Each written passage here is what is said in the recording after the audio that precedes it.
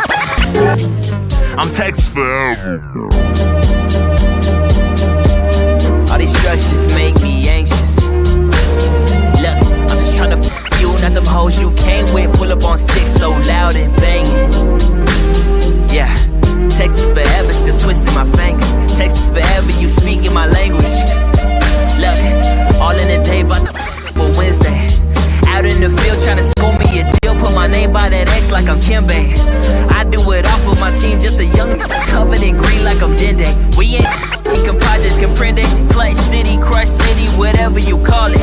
I stay with my friends, stay hands in, never hand out. Look, I had to go get it, my everybody say I'm the man now. Wrist moving in and out the kitchen. My might pull up on 6 in the whip, whipping it. I'm just a young getting it. All I had was the pot I was pissing in. Now everybody want pieces, percentages. I'm just trying to get my niggas over. I did the work that these niggas want. All this money, cash, cars, clothes, hoes. Coming in fast, but I'm sipping slow. Cause it's Texas forever. You already know. It's more down at Texas forever.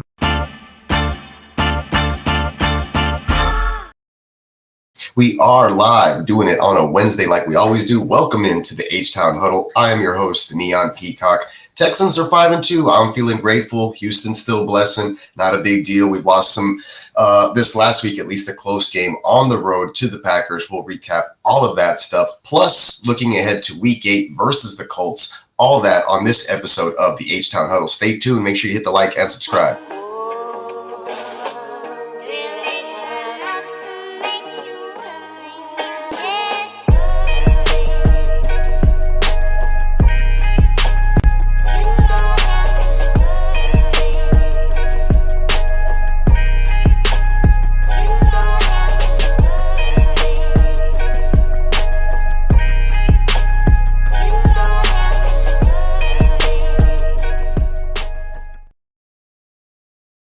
Once again, we are back at you live with another edition of the H-Town Huddle like we do every Wednesday night, 8:39 p.m. Central Time, give or take a couple of minutes. I am feeling a little bit under the weather, but we're here regardless every week doing it live for you all. Thank you all so much for showing up, showing out. Really appreciate everybody, all the crew up in the chat. Shout out to Emil. What is up, my man?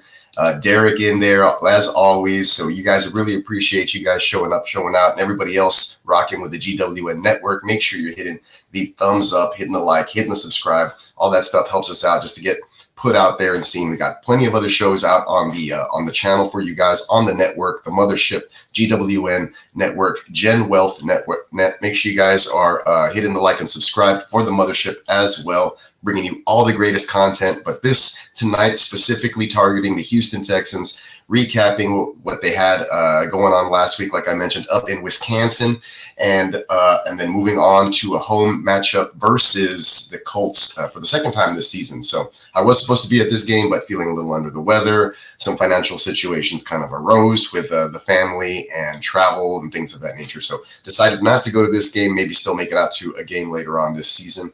But really looking forward to this one this weekend. But before we do get there, I do have a highlight video that I put together for you guys, just recapping last week's game.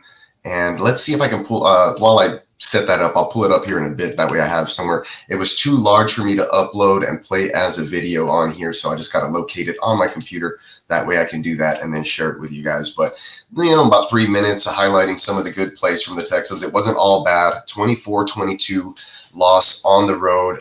Romeo Doubs is the one who really kind of ate us up on third downs versus our backup corner there. So that was a little bit disappointing. The other disappointment, obviously, the offensive line not giving C.J. Stroud enough time to throw the ball. Only 6 yards passing there. Took 4 sacks. Go over some of that as well. But all in all, the run game was back. So was Joe Mixon. That was really good to see. Mr. Sir Mix-a-Lot. He likes first downs and he cannot lie. Plus touchdowns. He had 2 of them in this game. So really good to see. Like I said, disappointed a little bit in the passing game. The tight ends were actually open and creating plays like you'll see in the video, but didn't go back to them too often. Protection was bad considering, you know, the way that the offensive line communicated with each other.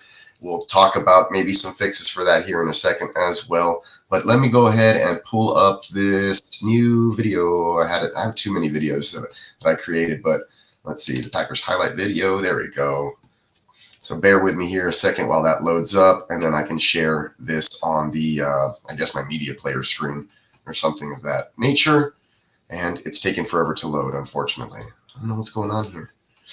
But, you know, that's kind of the way the week went. You expect for some things to go a certain way, and then they didn't. I believe if you paid attention or you were tuned in last week, I said the Texans 28, Packers 24. And then if you were watching the Grit Don't Quit on Sunday morning with all the injuries and the news that happened from Wednesday to Sunday morning, I had switched my answer and I had put the Packers in front 28-24. Packers ended up in front 24-22, so I wasn't too far off there. But, you know, Texans still came to play. Offense, not necessarily, but the defense was firing on all cylinders considering they had 5 defensive starters out of the lineup, and the special teams played well as also, you know, picking up some extra possessions for the offense when, you know, the points were kind of scarce.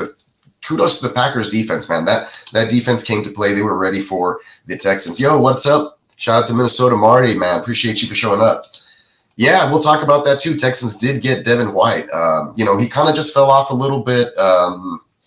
You know, he was beat out by Nakobe Dean and I believe Bond over there in Philadelphia. So maybe just not the best thing for him over there. But talking about that, the Texans have been running kind of this Fugazi 4-2-5 defense because they haven't had a third linebacker healthy or really available to go with a 4-3 defense. So they've been kind of using Jimmy Ward and Jalen Petrie in that hybrid linebacker safety position. But with the addition of Devin White, maybe they can go back to a true 4-3. We'll talk about some of the linebacker injuries as well, and hopefully getting some of those guys back when I pull up the injury report. But let's go ahead and see if I can finally do a share screen and show you guys this video here of my media player. No, it doesn't want to doesn't want to pick up that tab. Here we go. There it is. All right, cool deal.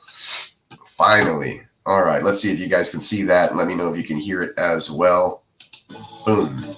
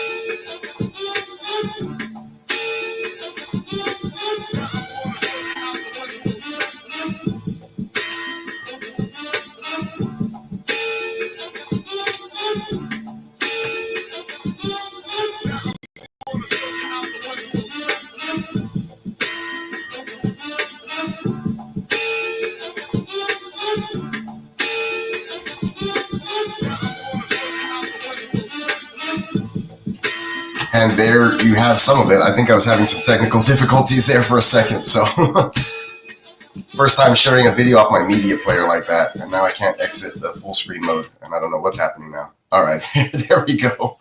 All right, so sorry, bear with me there. I don't think I got through the whole thing on that video. There was still some extra highlights to go. But the Texans, you know, They showed up. They played for the most part pretty well. There was a couple of questionable instances that happened. And okay, here we go. I can get back to the second half of that video. Sorry there, guys. There we go.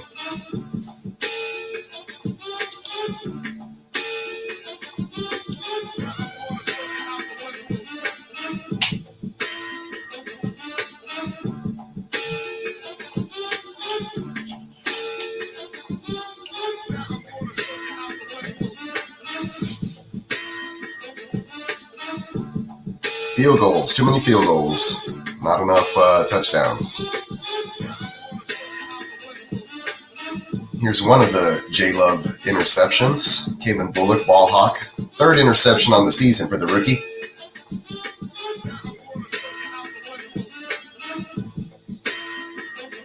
There's Joe Mixon doing his thing. Shout out to Bogart and Prime. Actually, shout out to Prime One on this remix here that's in the background music.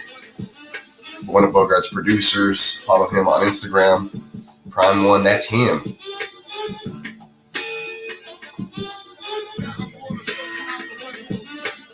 So yeah, the whole offense, basically all the fantasy points belonging to Joe Mixon here for the Houston Texans.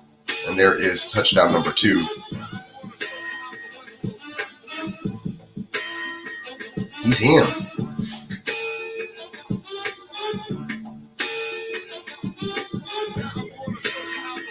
Neville Hewitt kind of came to play. He had that interception early, had some good stops, led the Texans in tackles.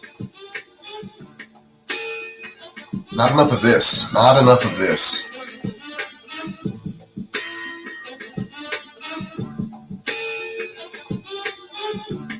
Texans got to love a couple times as well. I think the defense did a really good job holding him to only 24 points at home. The offense was disappointing. Like, no protection for C.J. Stroud, running for his life.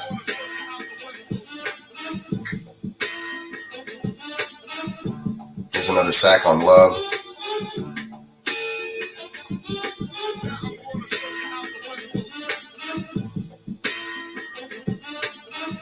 Another Mixon great run. You know, they got to mix that up, though. I mean, he was doing that, you know, here and there sparingly, but too predictable, running on first and second down a lot. C.J. Stroud right here, like, they just beat Kenyon Green. He has to scramble and find Diggs for a first down. That was a hard 3rd and 1. 2nd and 11. Mixon breaking tackles. He got hit behind the line of scrimmage, broke a tackle. So it's not the offensive line. No credit to them there, really. Same thing here. Immediate pressure in Stroud's face. Has to scramble, create something, make a great throw and a diving catch just to pick up a first down. So this is what we've been dealing with most of the season. Our offensive line is crap. Here we are again. Stroud dropping back.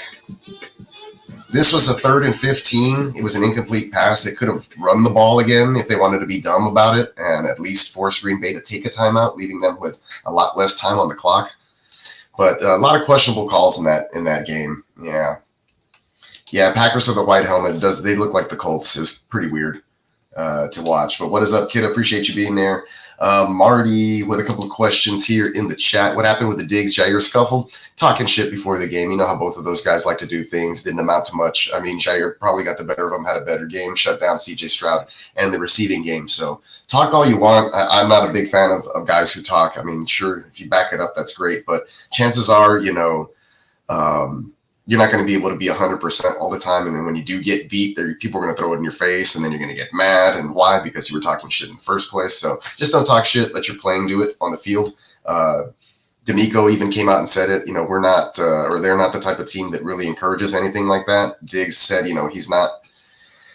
He can't act like a grown man in those situations, and he's going to be petty, basically, is what he came out and said. So there's already a little disconnect with attitude stuff that we've seen from Diggs in the past, I suppose. But, you know, at the same time, that's a little bit of the fire that he brings, and we know that that's the way he is. And Mixon is, you know, in the same kind of boat, not necessarily with the talking, but he is a little flashier type of player, does do some talking and dancing and pointing and all of the celebration stuff on the field. So a little bit of extra swag, and that's, you know, Stephon is top of the league and when it comes to stuff like that. So the fact that he was out there and scuffling by himself, though, and none of the rest of the Texans are really about that. You kind of saw that right away. It was all the Packers just came around Diggs, and he was basically out there. And he was like, it's 1 on a million or whatever. But, you know, show it out on the field. I mean, if you're going to do that kind of shit, go out there and have a great fucking game, Diggs. And he did not. So, I mean, obviously that's not all on him. We're going to talk about the offensive line here in a second. But yeah, as of lights, I can't stand guys who talk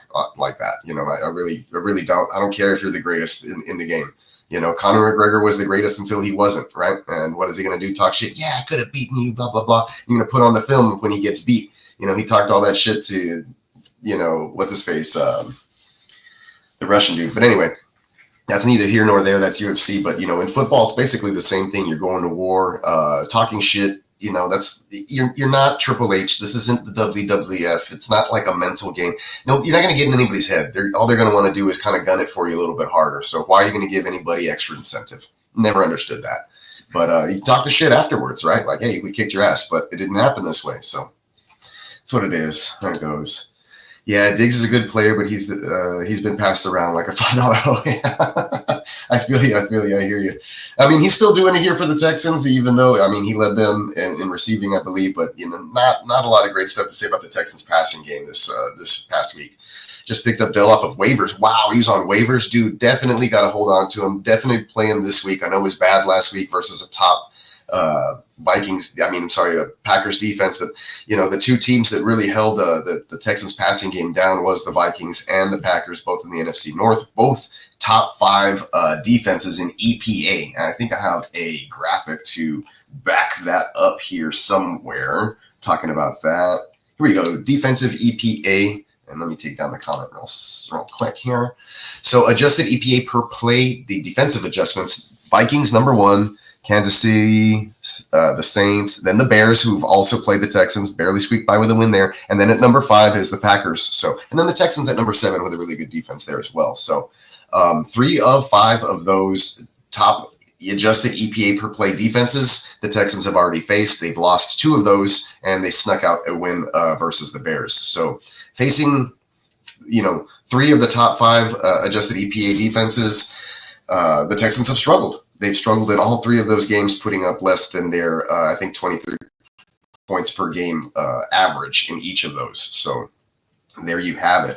Tough defense again. The Green Bay defense, nothing to be slept on. And that's why you saw, you see some regression from the Texans offense. Plus, I've talked about it in the past. You know, CJ Stroud on the road versus good defenses never turns out really well. So there it is with your Vikings, and there it is with your Green Bay Packers. They did get that home win versus the Bears. So you know, there it is. But if you look to the next part of their schedule, all of this really opens up really nicely. They are playing the Colts next, who are down there at 28. You have Dallas at 21. Detroit is at 16. So it lightens up a little bit in that sense. And if you look at what they did against teams like Jacksonville and New England, you know, they put up lots of points. They also against the Colts in week 1. So they put up a lot of points against bad defenses, which is what, you know, a good offense should do. They have been struggling a little bit. I blame a little bit of that on Bobby Slowick's play calling, but most of it, I'm going to be honest with you, goes back to the offensive line play. Here are the grades for the Texans some of the Texans offensive players. Joe Mixon at the top, of course, looking really well. Shaq Mason was the only offensive lineman with a plus, I believe, 60 rating on passing plays. This is like overall grade, right? But pass blocking grades, he was the only Texans offensive lineman with a plus 60 grade, which isn't great, folks, just to put it into perspective. But Titus Howard and Shaq Mason actually being graded in the mid 70s is actually freaking surprising to see this. PFF, like I said, you know, a little shaky in certain times. But if you look at all the way at the bottom at number 16, Texans left guard Kenyon Green with a 34.2 is flippin' atrocious, right? And in case you guys didn't know who Kenyon Green is, there's a picture of him right here, left guard Kenyon Green. This is the guy that I was saying was hopefully playing really well in the preseason, looked like he could step up and come back into that top. I think he was like a first-round pick a couple of years ago, got hurt, he was out of shape, he lost a lot of weight, looked good, hasn't played well, has not played well. If we're going to do something about this, what I'm going to say is you bench Kenyon Green and you replace him with Kendrick Green and just see what happens. It can't be any worse than the 34.4, whatever it is, 34.2 PFF grade versus the Packers this last week. There's some plays out there that were just ridiculous, atrocious. I think there's one where Rashawn Gary's like nonchalantly walking sideways behind the line, like if he's just taking a stroll, and then when the ball snapped, he runs right past Green for a wide, like untouched wide in CJ Stroud's face. So I think I may even have a clip of that because it's just so bad. The O-line just sucks. Like miscommunications. Here's one. Look on your left side of the screen. I think it's a chip from Hutchinson, which isn't anything. And then completely unblocked. Rashawn Gary in his face. Look at 76. Let's watch this again. Look at 76. 76 is going to be your left guard. Whoops.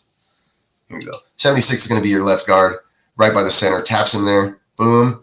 No, nothing. Nobody. No one. Didn't block a single fucking soul. And this happened 5 or 6 times, especially on third downs. So it's just horrible that you can't expect to win a playoff game with offensive line play like that. We're in week 8 now. It needs to be fixed. I don't know how many times you guys have tuned into the show week after week after week. I haven't taken this offensive line thing down. I have it labeled as no help. I haven't taken this down since week 1. Nothing has changed here other than the week when Laramie Tunsil was in and out of the lineup and they actually shuffled the offensive line around. They played better. I think Kenyon Green is the problem. The communication between him and the center and then him and Laramie Tunsil on assignments, that's Stroud's blind spot. That's the left side of the line. That's the most important thing. So this needs to get fixed. I know we're playing the Colts this week. Probably do a little bit better. I don't care.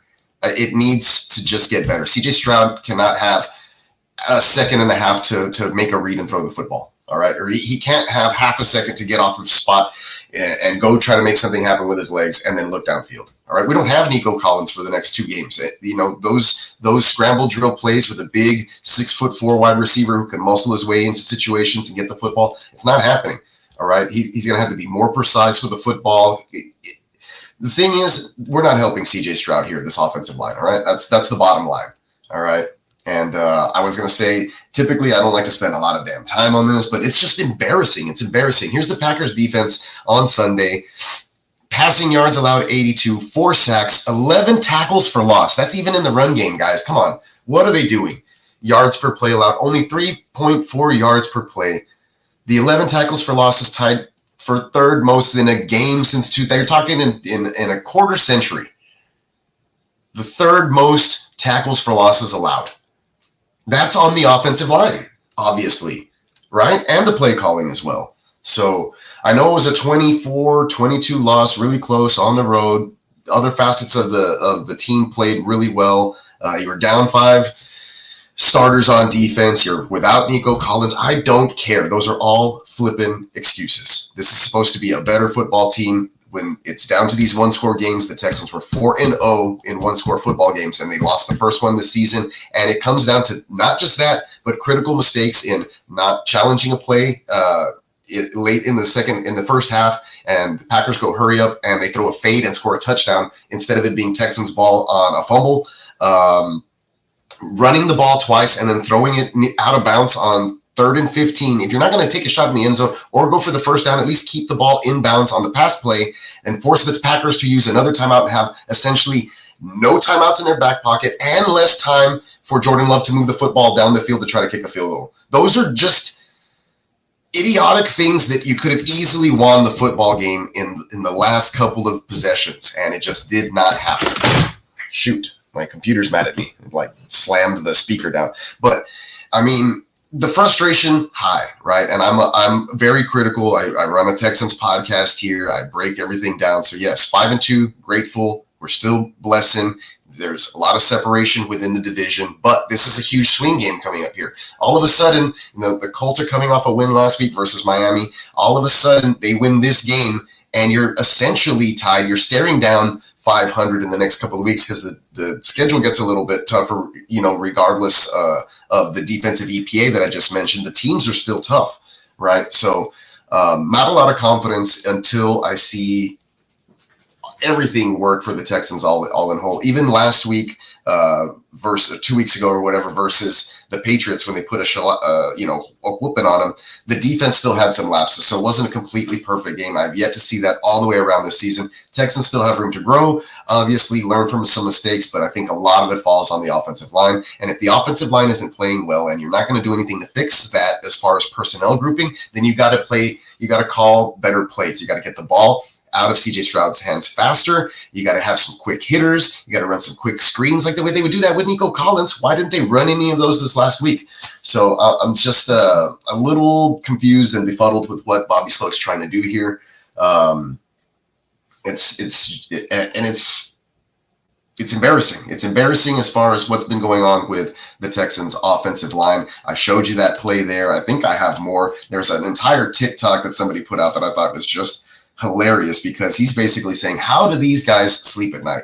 The TikTok handle is on the video. I'm just going to play a quick portion of it. Hopefully I don't get flagged or anything, but just take a look. How does this Texans offensive line sleep at night? That's Rashawn Gary off the ball. You think he's not blitzing after the snap? You've got two guys left of center to block two pass rushers. They hardly even lay a hand on Gary, and Stroud has to throw it away. The right tackle just falls over here, getting into his pass set. Again, let's count the numbers left of center.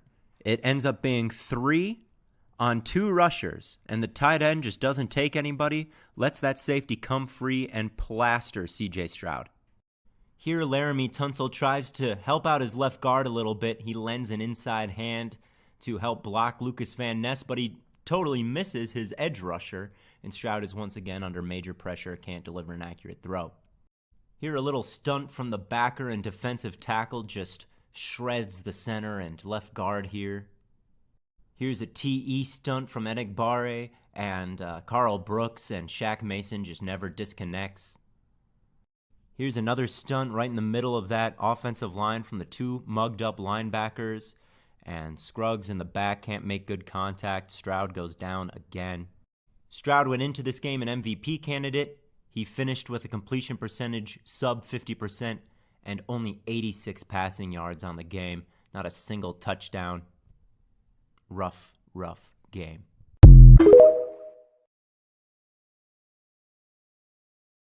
And shout out to PFN 365 for that video. If I had more hair, I'd pull it out, but you know, I'm reaching middle age here and I want all of it left for the last couple of years of my life. But that's basically what I was doing on Sunday, saying, why can't you block anybody? It's a basic stunt. Fucking pick it up. What are you guys? High school offensive line? Shit. Fire the offensive line coach. Jesus Christ. I have no idea what that is. Here's Titus Howard actually kind of owning up to some of this in a post-practice interview. A question asked by Landry about the offensive line play. All the stuff they did, man, we've seen it before. We've seen it at practice. It's just when you get out there in the game, you get on the road, we just can't do stuff that we haven't been coached to do. So that's the thing. We went out there and did stuff that we haven't been doing. So that's really just being coachable, being detailed, staying in the moment, man, and just trusting each other. And that's the biggest thing we got to do. Continue to trust each other, pick each other up when we're down, and just keep balling, man. Because I mean, it's gonna be ups and downs and stuff like this, but we got to stay together. And we're gonna get it right this week. Go out there and ball out. And once we get the ball out, I mean, all the other stuff will take care of itself. And so we'll be straight. CJ's in there with us today. He's so positive about you guys. I know that it was not the week that you guys wanted, the offense wanted, but he's so positive about his belief in you, the relationships that you have. How does that help when you play a game that maybe isn't quite what you hoped that it would be? Yeah, man. I mean, we're pretty close as a group, as an offense. And a lot of those things that we did last week was uncharacteristic. So a lot of, missed assignments and stuff like that, going to the wrong guys. Man, that's stuff that we don't really do. So we just got to pick it up, man. I mean, our group, we can only go as far as our group go. Everybody on offense know that. We just got to play better. Just simple as that. We just got to play better. That's all.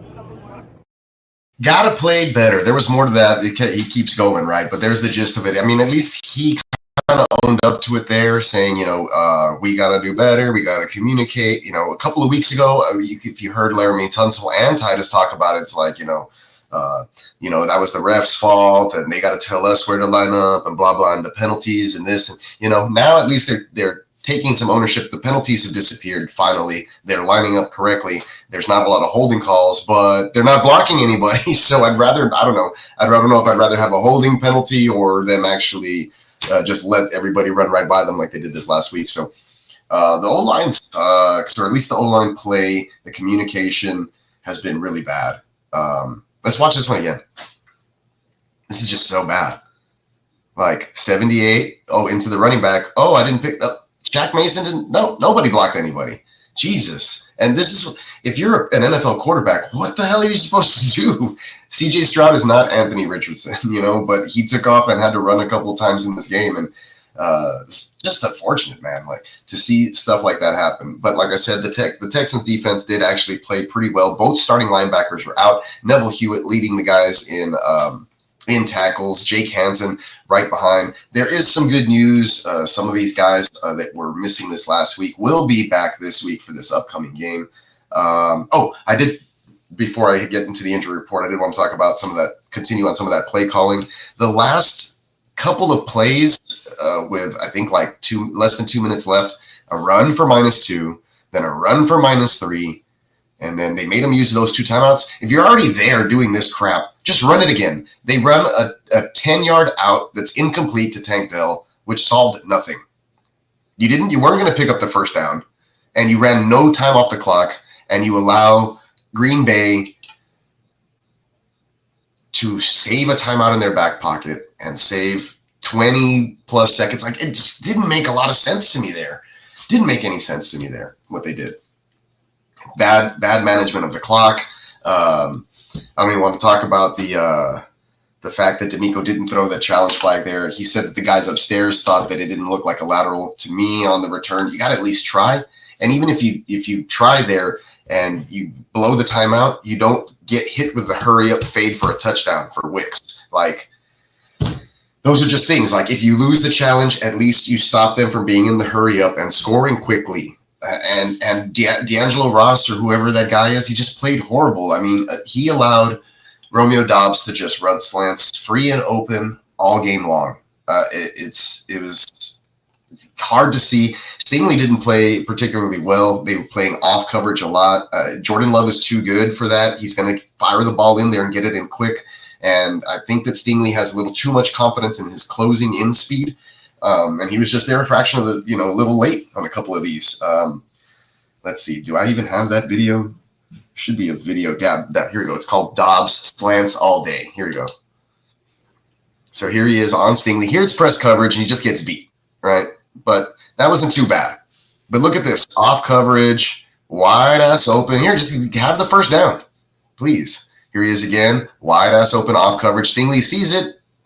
Good throw by Love, right? Short of the sticks. Same thing here. Wide ass open on Ross, the backup. Thanks. Here he is again. Stingley, too much cushion. Slips out of the break. Doesn't recover in time. First down. Super soft here. Good job there. And he ends up dropping that, but the on the replay, it was broken up after he came down to the floor. That ends up that right there. If they didn't have the timeout to call on that previous drive that I was talking about, the clock would have ran. They would have had to rush the kick maybe, or maybe not even gotten the kick off to go for the win. So regardless, there's some mental lapses on the coaching staff, and I think the defense just gave them too much there. I mean, if you're going to play one-on-one on the backside and get that pressure and try to get home on Love or whatever, then you got to tighten that up. You can't be playing that soft. I don't think that was a zone that they were playing on a lot of those. It's, I get it. Don't get beat over the top or whatever on the move. But I mean, in this scenario, you can't just allow them to have those easy yards like that all game. And so Dobbs ate on just simple slant routes all freaking day long. So it's just, I don't know, man. I don't know. And I mentioned it before, Stroud under pressure, having to, release and create and do things all on his own. Here's another clip of that. Here they come with the blitz. You got to stay in field goal range if you're Stroud. He throws it. And that was all him. That was all Stroud. Nobody even blocked. He had pressure in his face immediately. Had to release from the pocket, extend the play, find Diggs for a first down. And it was like a 3rd and 1. We couldn't even – it was hard to get yards again. The Packers are a good team. The defense was really good, probably a lot better than most people realize. So just a tough outing. It was even more frustrating and tough because we only lost by 2. We had the lead there. 7 lead changes in this game. Joe Mixon ran the ball extremely well. He's been killing it. Oh man, I totally forgot I had some of these ticker banners. But Texans pass rush last week right there. Or here we go. In 2024, as a team, they have 22 sacks. They're 4th, 41.3 quarterback pressure rating. That's 2nd in the NFL, and 32.5 blitz rate. That's 9th. So the defense did come to play, like I said, even missing some of those guys. Pass defense has been not as great, but still pretty good in 2024. 84.8 rate, which is 13th, almost middle of the pack. But the 56.3 completion rating is 1st in the NFL. And they still did a pretty decent job against Jordan Love this last week. I know that he threw for 3 touchdowns, but he also had 3 interceptions. They dropped another one as well. And they didn't challenge that backwards lateral, which would have been a lost fumble by him as well. So he could have had a 4 turnover game from Love just alone. in that one. But you gotta be opportunistic. You got to take advantage of all of those on that first interception. If Neville Hewitt takes that in for a touchdown, or Tank Dell doesn't drop the touchdown on the ensuing possession, and the Texans don't settle for a field goal, then the Packers are playing for a touchdown and not a field goal. They knew that they just had a field goal to get there in that last drive, and they got it. The Texans' run defense in Week 7 was pretty decent. They held Jacobs to 76 yards in the third quarter. He did kind of get loose on him, and he also caught his first touchdown pass of his career, believe it or not. But 6.3 yards per carry was not good. He did bust up some runs in the third quarter. But in 2024 as well, versus quarterbacks, the Texans are 8.2 yards per carry, which is almost dead last. And they do face a running Anthony Richardson this week, who I think put up 56 rushing yards on about 12 attempts last week versus Miami defense. Stroud in Week 7 is the worst game of his 2024 season, 86 yards, 4.1 yards per attempt, 58, I believe. 58.8 passer rating. We saw that. And he was pressured on 48% of his snaps, 4 sacks. Packers brought about a 37% blitz rate in this game. So offensive line play was horrendous. And then my last little note here, the straw that mixes the offensive shake for the Houston Texans was Joe Mixon in Week 7, 25 attempts, 115 yards. That should be 4.3 yards per carry. I don't know why it said 436. It's amazing. 4.3 or 4.6. I think it's 4.3 yards per carry, 2 touchdowns, and he also has had 100-plus yards in his last 3 of 4 games played. So he is a baller. He likes touchdowns, and he cannot lie. Let's find the Mixon drop. So Joe Mixon, a saving grace for us. There, I had it on loop. Sorry about that. Basically, the offense, it needed to be more balanced. Mixon was the only thing that was working there, but a couple of times it got a little too predictable. Hey, let's go ahead and get a couple of yards here with Mixon on an obvious running down, and boom, he's hit for a couple of tackles for loss. Total of 11 in this game for the Packers, which is ridiculous. You saw that stat earlier as well. Yeah, Green Bay probably didn't. They disguised it. They looked like they brought 6 or 7, and they got home with 4 almost every time. Really, really bad offensive line play. You saw Titus Howard saying, hey, we looked at the film. We're owning up to it. There needs to be better communication with the tight ends. If you're going to have a tight end in line to block, don't. Bring him to the back, set him offset him to the left or whatever, or the opposite side of the back that's next to CJ Stroud, and have max protection that way, because they're getting directly to the quarterback. If you're having trouble on the offensive line with communication, who's picking up who, put one guy back there and just leave him in for pass pro, And if nobody comes, then he can release. Pause. But, frustrating. Bobby Slowick has to see this. This is basic high school stuff, and I don't know if it's the players, him, the preparation. I don't know what it is. All the Packers were doing were basically saying, hey, our linebackers just kind of stand up and pretend you're going to go somewhere and then go the other way. And that was enough to beat the Texans. Sometimes it was just like, hey, we're going to have 4 guys down on the line, do a simple stunt. That is enough to defeat the Texans' offensive line. It is ridiculous. Ridiculous. The offensive line, atrocious. If the Texans had the Lions' offensive line, they'd be undefeated right now. Simple as that. CJ Stroud would probably be the number 1 QB in the NFL at the moment. That he has, in my opinion, a bottom 15 offensive line. Easily. I don't care that they're paying Titus Howard and Laramie Tunsil all this money. Bad. Hey, Candlestick, what's up, bro? Appreciate you for showing up, man. Yeah, Bogey, frustrated. I didn't want to spend all that time on the Green Bay thing. I didn't think I was that frustrated. I thought I was over it already, but apparently it bothered me a lot. But just very disappointed in the offensive line. Bobby Slowick's play calling, in most situations, to be honest. If it wasn't for Joe Mixon, we wouldn't have done anything in this game. So it's not easy. It's not hard to call a run play where your running back breaks like 2 or 4 tackles before he gets back to the line of scrimmage and turns it into an 11-yard gain for a first down. Like, that's making you look good, relatively easy there. So, another bright spot, though, is the rookie free safety, Kalen Bullock. Let's watch that interception one more time. 4 years being developed, that's helped. Here he is, way down the field. Look out, he's picked. Great stuff there. He is a ball hawk. He has 3 interceptions on the season as a young rookie. So now we can kind of head back into this other direction and start talking about some injuries. Hey, what is up, Frizz-Ill? H-Town, baby. Woo! Super Bowl. Hey, I hope so, man. Let's not get ahead of ourselves. We have to pass protect in order to win some playoff games, I think, or I'd imagine. Unless our running game just gets ridiculously good and we're rushing for 200 a pop, then you could definitely win that way, right? But yeah. All right, enough of the Green Bay thing. Let's start talking a little bit more about the health of the team, some of the moves they've made, and the upcoming matchup with the Indianapolis Colts. So, moving on. Oh, one last thing.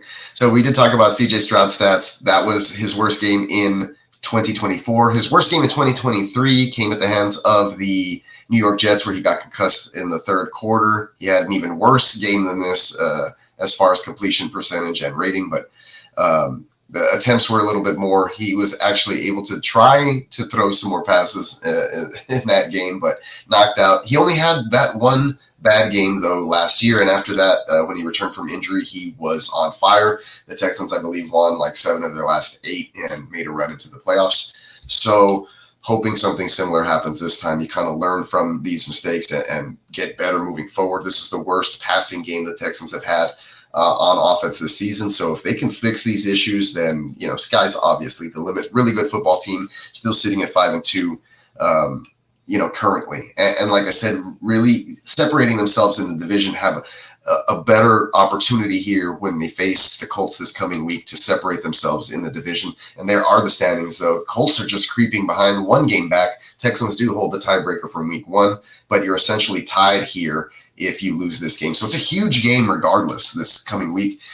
The Colts have been in 1-score games every single week this season, so it's not like there's some easy pushover, we suck team. They are definitely a good ball club. I think right now their playoff odds are sitting at around 43%. With a win, it jumps up to 60-some. Texans are around 62% right now, I believe. With a win, it'll jump into the 80s. So very pivotal divisional matchup game here. Here is the current playoff picture in the AFC at the moment. So you have Kansas City on the top there, and then the matchups would be Pittsburgh, number 5 seed, versus Buffalo, number 4. Indianapolis is actually crept back in with that win last week. They would be facing Baltimore, the number 3 seed, versus the number 6 there. And then Denver would be the last wild card playoff spot there, facing the Texans, who do not at the moment have the bye from the undefeated, I believe, 6-0 Kansas City Chiefs. So the Texans are 1 game back at the moment. All right, let's check in with the chat, see some stuff going on here. Oh, you guys are just, everybody's just saying hello. What's good? All right, appreciate y'all, man. Hell yeah.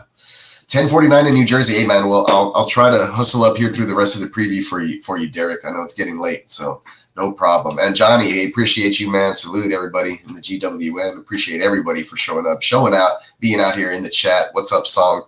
If I didn't say hi to you or I missed it, I'll try to double back, but at the same time, trying to keep the flow moving and keep everybody entertained as we go.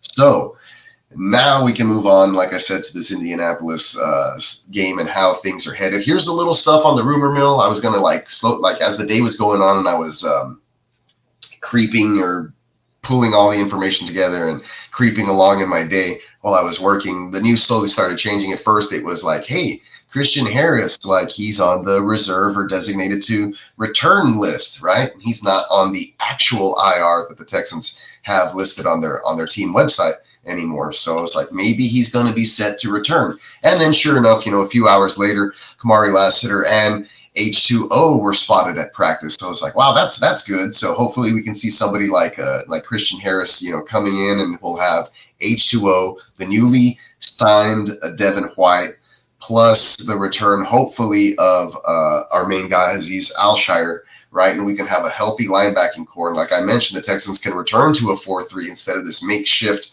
4-2-5 that they've been running lately, which is, a little crazy, but it's been working, to an extent. The Texans defense has still been playing relatively well, even against top-notch opponents. So, like I said, Lassiter did return to practice. That's huge. We don't have to have somebody like D'Angelo Ross allowing like 76 yards of just uncontested slant routes to opposing wide receiver ones. Now, here is the injury report. Azeez Al-Shaair again didn't practice, but we are still hopeful, closely monitoring that. Will Anderson was limited. He was in and out of the game last week. He did record a sack, and so did Daniil Hunter. Fudakasi is limited, and I believe he did play last week. It's good to see Kamari Lassiter back, like I mentioned. Steve Sims is still not practicing, so we did see Desmond King elevated last week, and he was out there returning some kicks with Robert Woods, who was sidelined. Robert Woods is still sidelined, as well as Jimmy Ward. And, of course, Laramie Tunsil gets his classic Wednesday limited practice. We should see him at a full by Friday and ready to roll by Sunday.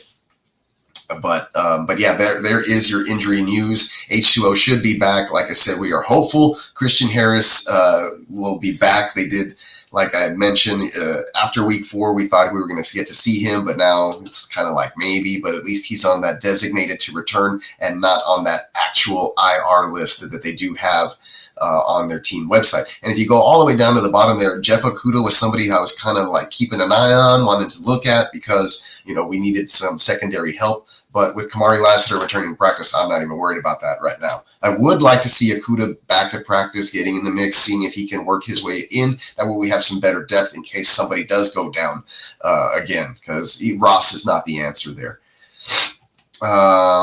Yeah.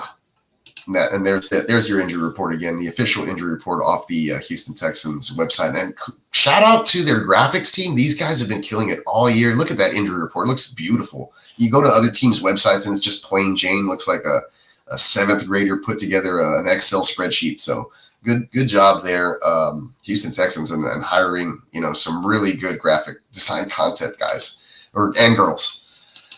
Guys and girls. The Devin White pickup is low-key badass. Yeah, and it's crazy because, I had seen the healthy scratches and the fact that he was kind of discontent there a couple of weeks ago, and I was thinking maybe, that's somebody that Nick Caserio would be interested in looking at to try to acquire. And sure enough, boom, like you said, low-key, kind of quiet pickup, that they did. I think they waited for him to hit the free agency. That way he wouldn't get into waivers. Maybe they had an inkling that this was going to happen. And then they just went ahead and signed him right away. Boom. So I do like that. I think that it was a good call. I do have White on a couple of my IDP leagues, so I'm glad that he has a chance to get some playing time now in a squad that So we've seen D'Amico Ryans take guys like H2O and Harris and kind of mold them up and play well. We even saw Neville Hewitt play extremely well last week. I think he had like 11 tackles and that interception. So. Guys really succeed at the linebacker position in this system, and I think that D'Amico can probably get the best out of the former Pro Bowler guy who has experience in the playoffs and going to a Super Bowl. So I think it's a low-key, extremely fire signing, and I will agree with you there, Bogart. And I know I thought I had a Devin White, there he is, breaking. Yeah, there he is in his Bucs uniform when he was, the last time we saw him, extremely badass. Wasn't able to do much in his little time with Philadelphia. Like I said, I think Bond and Nakobe Dean beat him out the starting linebacker spots there. So definitely a depth piece or a maybe even a huge rotational piece that the Texans could use if they can get something out of him. I saw him today in practice wearing the baggy clothes. I don't know how good of shape he is in at the moment. He was, like I said, a healthy scratch. I believe he should be fine, especially after they signed him. He probably went through all the physical stuff and all those things that go along with it. So, like I said, he just looked kind of loose and baggy. It was kind of just jogging through warm-ups. So, not much to be said there, really. But in other news, I know a lot of people, I think Song mentioned it earlier, but despite missing the last 2 games, Nico Collins is still 3rd in the entire NFL in receiving yards, guys. What the hell? So extremely missed right now, especially by CJ Stroud, who only threw for 86 passing yards this last week. It is a damn shame that we did not get to see a full season from Nico Collins, who I believe would have been very close to breaking the 2,000-yard mark this season. Hopefully he comes back at 100% after the next couple of weeks, and the offense can get back to full strength. But on that note, if you look at the fantasy wide receiver leaders after week 7 in PPR scoring, and you scroll down to number 6, who's tied with Jaden Reed, it's Stephon Diggs at 109.2, and then hovering right behind Amon-Ra St. Brown at number 10, despite missing 2 games, is Nico Collins at 106.7. So Texans are really good when at full strength. Obviously, you're going to have to face some adversity and get through some of these things. Find a way to win. It would have been great to have found a way to win this last weekend and gotten to 6-1. But like I said, we're still grateful despite all of those things. And looking forward to this weekend. It's going to be another nail biter, another tough one, even if it's at home. The Colts and the Texans, we play each other twice a year, and every single game is like this. So, hopefully the Texans can pull it off. I still have them in this one. I believe they're 5.5-point favorites. I have the Texans winning this one by a full touchdown. But that honestly, that hinges on the health of the entire squad and how well that offensive line plays. Because good Lord, man, if CJ Stroud is being rushed or put off his spot and there's no Nico Collins and Stephon Diggs and Tank Dell cannot separate and step up, then we're in probably for another long day unless Joe Mixon houses some, which he's likely to do, or very plausible thing to consider considering the Colts defense. So, and here's your pace matchups, right? And so the ones in blue at the very top are the high pace, lots of plays per game that you're going to want to see this weekend. Topping that list, obviously, is the Indianapolis-Houston matchup, followed by Arizona and Miami, and the return of Tua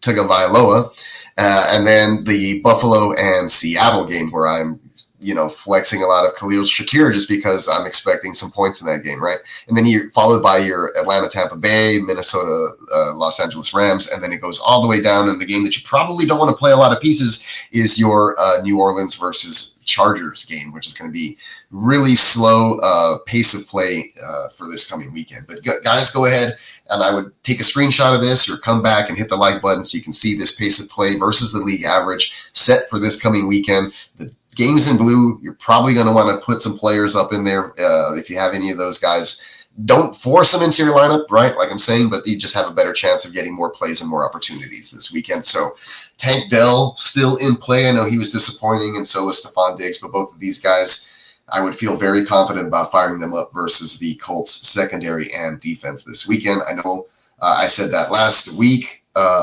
just because of the opportunity. However, the offensive line didn't give CJ Stroud a chance to put anything in the remote close area for his receivers to catch the football in a lot of these plays. So very unfortunate. Like I said, he was pressured on nearly 50% of his dropbacks, 40% blitz rating by the Packers. So just one of those games that on offense, you just want to, as far as passing, you just want to put behind you and hope that the guys can figure it out and get the protection right for CJ Stroud. D'Amico Ryans came out and said it right away. He's like, hey, everybody's got to get on the same page. Offensive line, backs, tight ends, as far as protection. He did not mention CJ Stroud, so I believe that he's saying CJ Stroud was out there calling the right protections, calling the right slides, checking into the right plays. Guys weren't just doing their job. So this isn't on CJ, and I don't believe it's on the receivers either, except for that one drop that Tank Dell had early in the game, which should have been a touchdown. Instead, he was Blank Dell or Stank Dell or whatever he did to you. Yeah, Nico, we need you back big time, man. We need you back bad. Yeah, so he, like I said, Al-Shaair didn't participate in practice today. He needs to log at least one limited session, I think, before at least by Friday, right, to see if he has a chance to play. If we don't get any limited sessions in, then he's probably out this weekend, and we're looking at H2O stepping back in there, probably with Neville Hewitt. I think Jake Hansen played admirably, but he'd probably be the third back in. And then we'll see what's up with Devin White, right? King and Ward helped me win a playoff league last year. That's what's up. Yeah, King actually played extremely well down the stretch in the nickel for the Texans. He had that awesome spinneroonie on Joe Flacco, which is probably my favorite play of all time in the NFL right now. It's just every time I see it, it makes me smile. It's hilarious. So does this mean I'm not going to get 30 points from Hewitt again this week? Yeah, probably not. Probably not. Unless he gets a pick six or something, right? It could happen with error 5 back there at the helm. He is prone to make some mistakes and throw complete less than 50% of his passes. So if he's in the area, if a pass is slightly behind the guy over the middle and Neville is out there, then, he showed that he can cover and tackle. So I actually picked up Neville in in the 14, and I played him, and he did very well. So I was glad I followed my own hunch on that one with the linebacking core being injured for the Texans. Hey, what is up, Clock Management, man? Appreciate you for showing up and showing out, bro. Thanks for stopping by. I'm about to wrap up the show. I got just a few more points left, not a whole mess of a lot. I already went through basically all of my slides, played the majority of my videos. I ranted about the Texans' offensive line being ass, and I've basically previewed what's coming up this week.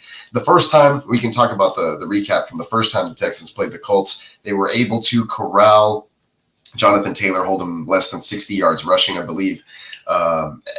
Error did have a couple of deep plays. They were able to get guys like Alec Pierce and Ashton Doolin free in the secondary for huge gainers, which kept the game close. I believe the Texans won 29-27 or something like that. It was a really close game.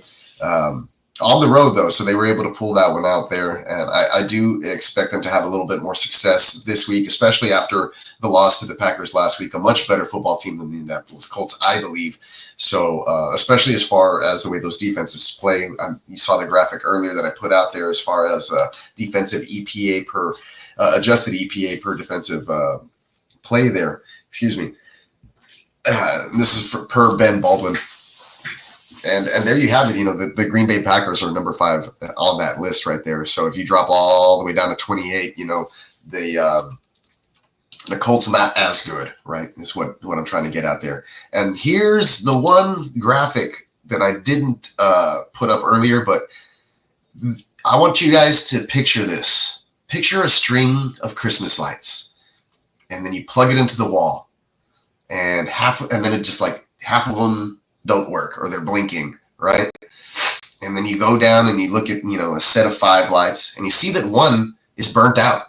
That is Kenyon Green, my friends, with his 43.6 PFF grade through the entire season here. All right, he's just horrendous. The 78th rank. It's just not even good. Tunsil hasn't been playing well, and I believe it's because of the way that Green has been playing, probably worrying about communications and assignments, then getting them wrong, trying to cover.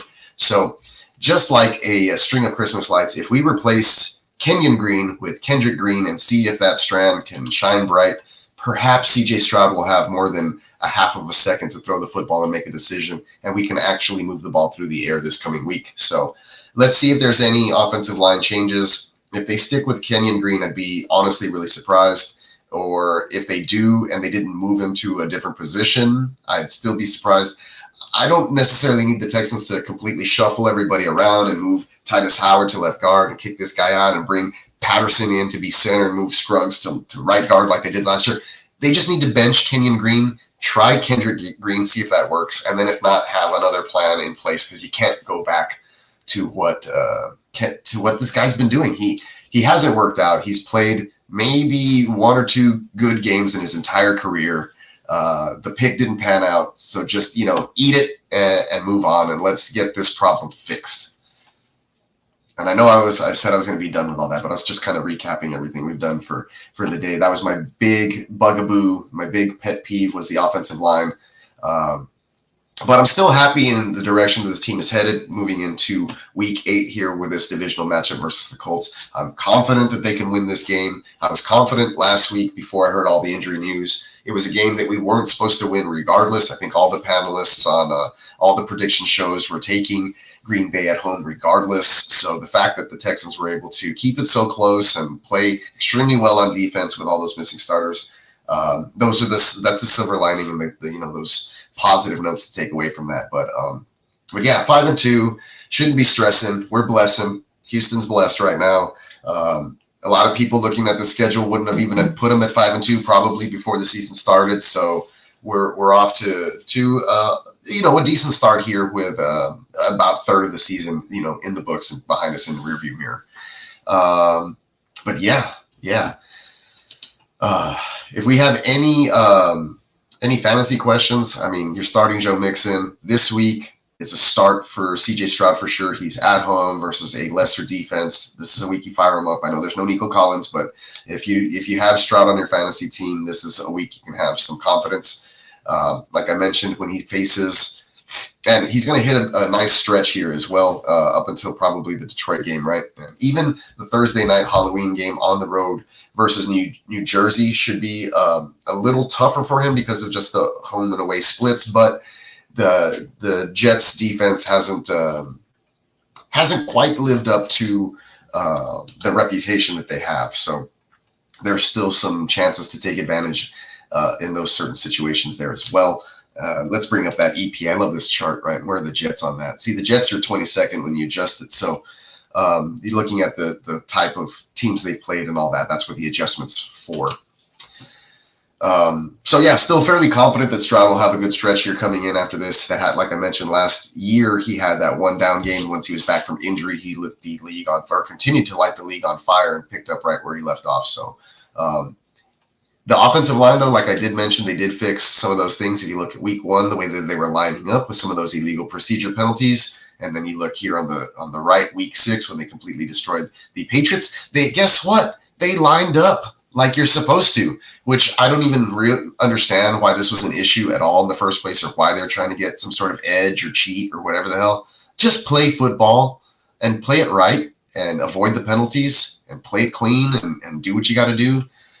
The penalties were a lot less abundant this past week, and that kind of helped the Texans as far as staying in the game and things like that. But there were some defensive pass interferences, some illegal hands to the face, a holding, extended some drives, and the Packers ended up taking advantage and getting some points there. So got to play it a little bit cleaner still, but nobody's perfect. And like I said, they almost pulled out this win. We'd probably have a huge there'd be a big difference in the attitude of the way that I would be addressing everybody this week. I'd probably still be shitting on the offensive line, probably for as long as I did as well. But that's just me being a stickler for wanting perfection, wanting my team to do well. So, and on the flip side of this, the pass blocking wasn't great. The run blocking wasn't great either. Joe Mixon is great. Joe Mixon makes the run blocking great. So, if you want to say Kenyon Green's great in the run blocking scheme, it really doesn't matter.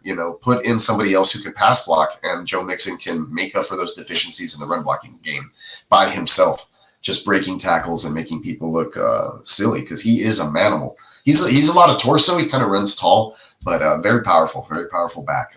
And he's basically, I think he's like 1 inch taller and 10 pounds lighter than Saquon Barkley. So, good, strong, big, powerful running back. Texans haven't had a guy like that in a long time. And even Dameon Pierce looking pretty well. He had a couple of kickoff returns and some good return yardage. I think he's a decent backup that the Texans had mentioned early on in the year, and is just having a little bit of trouble with the run scheme. Seems like he's finally caught on. It's taken him about a year and a half, but here he is. He is back. So game plan for this week, fix the offensive line.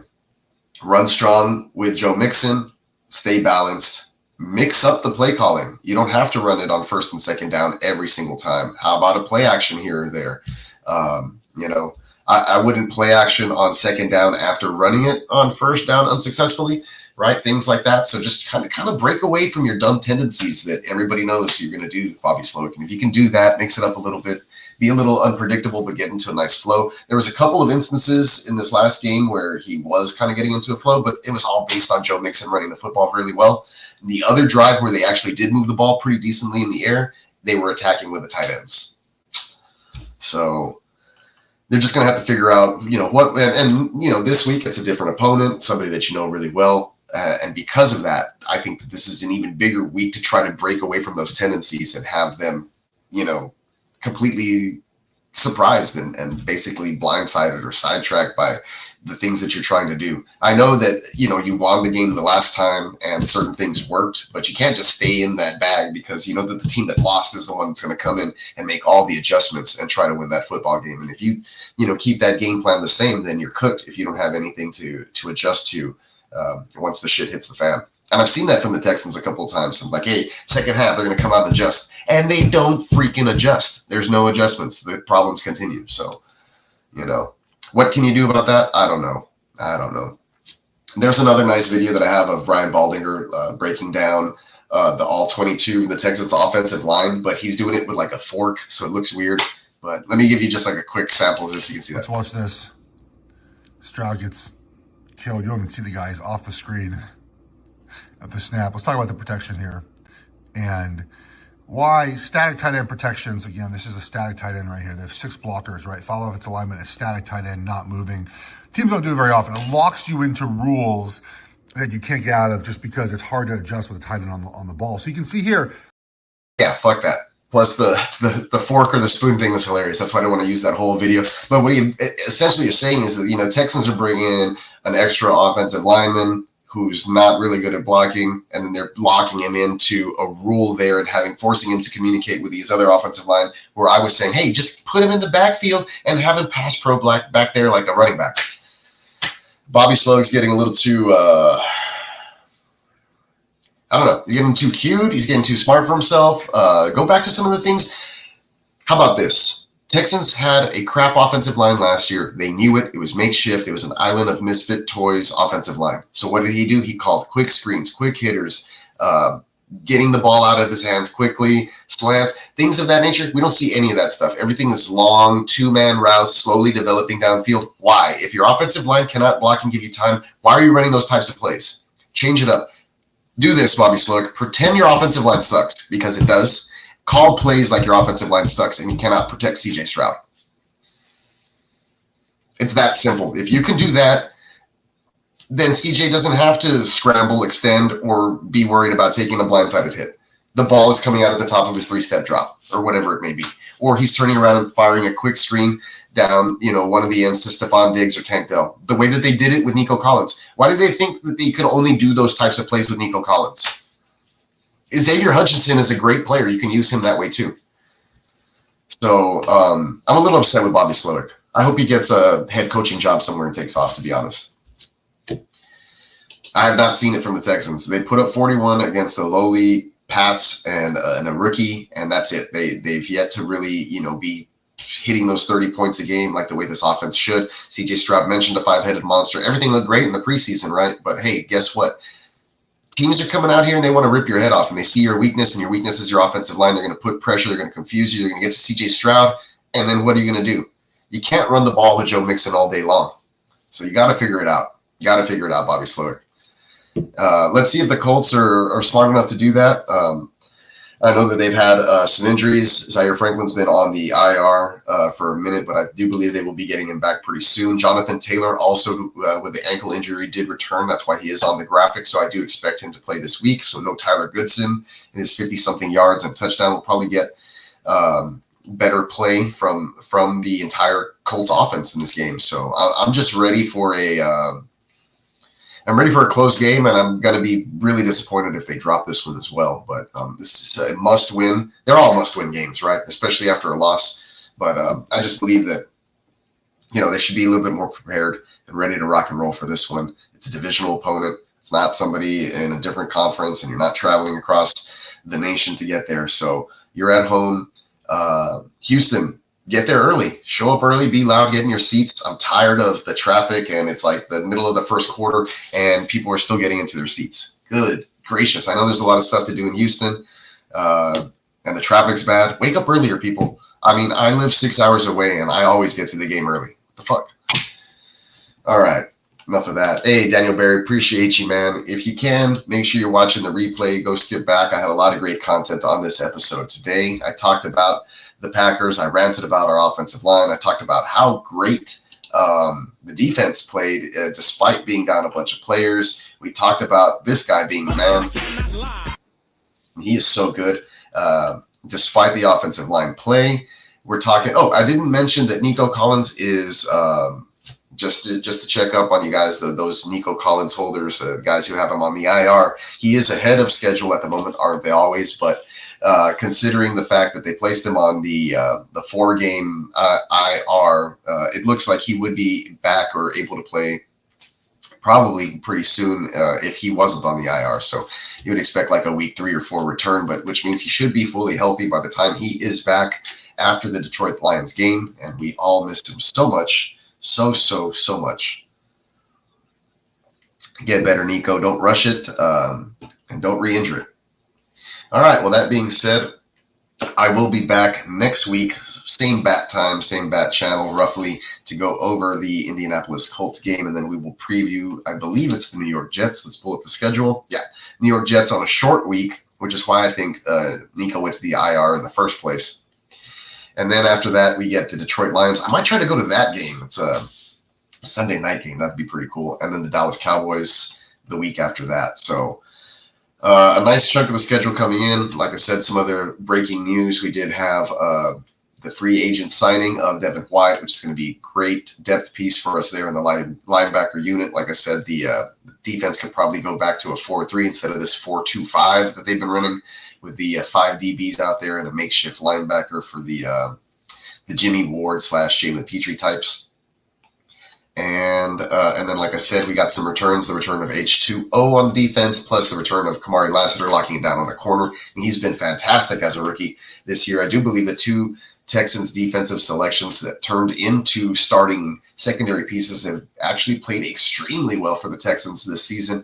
Kamari Lassiter 2 interceptions and really, locking it down on a lot of these guys despite being a rookie. And then Kalen Bullock with his 3 interceptions on the season. So really good picks there for the Texans, really showing out these 2 rookies.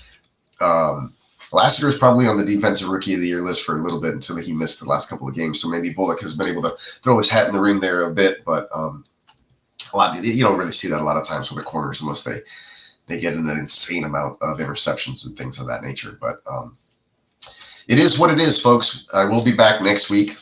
Like I said, 8:39 Central Time or whatever. We'll be talking about the Colts and then recapping that game. Hopefully it's a win. Hopefully we're at 6-2 vibes. Hopefully we're a little more grateful here coming to the close of October. And then we'll have I might try to do the H-Town Huddle this next Wednesday. And we'll do a Halloween theme maybe, because it'll be the 30th. And maybe I'll be in costume. Maybe I won't. Maybe you guys will too. Maybe I'll have some guests on the show. We can talk some stuff. It just depends on what transpires this next weekend and what kind of mood I'm in. But I love Halloween and I love to celebrate, so wouldn't want to miss that. And yeah, guys, don't miss the show either. That being said, like the way we always do it, man. Peace, love, and chicken grease, guys. Stay safe out there. Make wise choices and don't do anything that I wouldn't do. All right. See you guys on the next one.